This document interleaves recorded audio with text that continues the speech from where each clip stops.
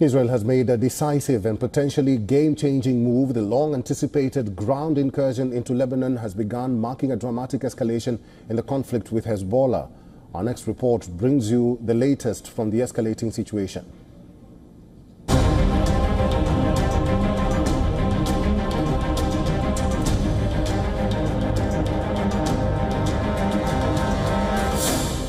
In a bold escalation, Israel has launched a ground invasion of Lebanon, targeting Hezbollah forces just days after killing their chief Hassan Nasrallah in a Beirut airstrike.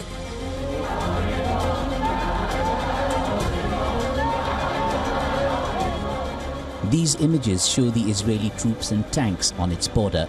Israeli forces are calling it a limited incursion across the Lebanese border. These localized ground raids will target Hezbollah strongholds that threaten Israeli towns, kibbutzim, and communities along our border. Supported by precise artillery and airstrikes, the offensive marks a significant shift in Israel's ongoing campaign to dismantle Hezbollah's military capabilities. Israeli forces have made it clear that the goal is to crush the group's infrastructure and prevent future rocket, missile and drone attacks on Israeli territory. Hezbollah has denied that Israeli ground forces have crossed into Lebanon, but warns that its fighters are fully prepared for direct confrontation if Israel advances further. Hezbollah continues to show its firepower. It struck Israel's Glilot intelligence base near Tel Aviv, while another rocket hit one of the main highways east of Tel Aviv. Washington's influence appears to be waning as Israel presses forward despite US calls for restraint. The Biden administration, caught off guard by recent developments, now finds itself in the awkward position of adapting to Israel's momentum rather than shaping events. There is a huge political vacuum at the moment that is seized up on by the current Netanyahu government, in the sense that the United States, which is the only country that can rein in Netanyahu and stopping the current very dangerous escalation, is not doing that because of the volatile situation in the US, given the elections and the current situation. As the situation unfolds, the spectre of a wider regional conflict looms large. The US is rushing in more troops and firepower to West Asia as it issues stern warnings to Iran. China says it opposes infringements on Lebanon's sovereignty. While Russia urged Israel to immediately pull its troops out of southern Lebanon, the big question is, will Israel keep its incursion limited or expand as it did in Gaza?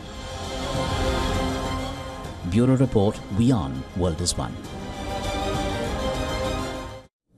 Let's talk about the situation in West Asia. Heino Klink is the former Deputy Assistant Secretary of Defense for East Asia. Mr. Klink is joining us from Warsaw, Poland. Thank you, sir, for making time for us, and welcome to the show.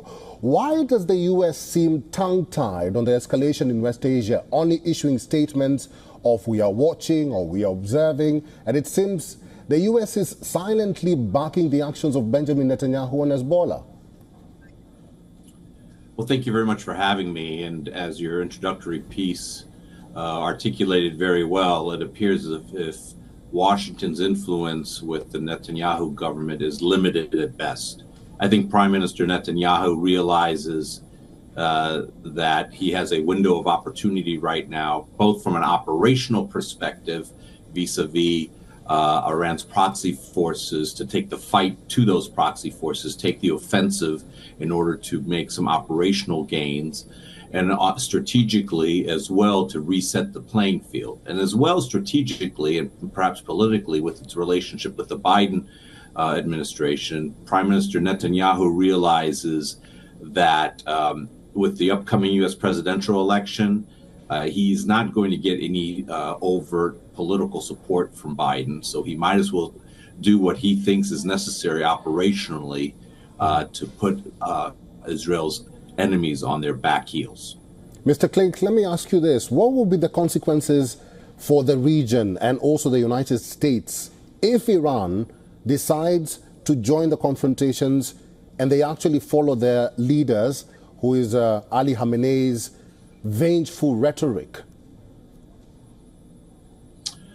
Well, there is certainly a risk of escalation. Obviously, if Iran enters the fight, and I would say if Iran enters the fight overtly and directly, because this fight, whether it's the Hezbollah's attacks on Israel, Hamas's attacks on Israel, the Houthis' attacks on Israel, they all have a connection back to Tehran. So Iran is at a minimum indirectly involved already. If they actually launch direct kinetic strikes on Israel, it is to be expected that the Israelis will not only react, but they will escalate, because the Israelis, based on their military strength, have escalation dominance.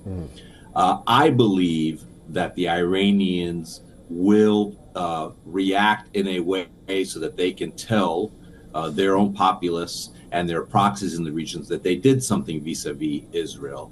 But I think the Iranians realize that they are at a distinct disadvantage militarily against Israel. And of course, they realize if they do launch a successful military attack against Israel, that the United States government, regardless of who the president is, will come to Israel's aid. Over the past weekend, we had world leaders, calling for a ceasefire between Israel and Lebanon, but that is not seemingly happening. We also had the United States saying that even though Israel has the right to defend itself, the possibility of a ceasefire is not there yet. And Israel is insisting that to deal with this, the only way to deal with all this is through military action. What's your view on all this? Well, all this is complicated. All this is complex and has been for generations now. I think that on the heels of the Hamas attacks, which in 6 days we will mark that very, very painful anniversary, I believe that the Netanyahu government is trying to reset the chessboard, if you will, in the Middle East and reestablish deterrence.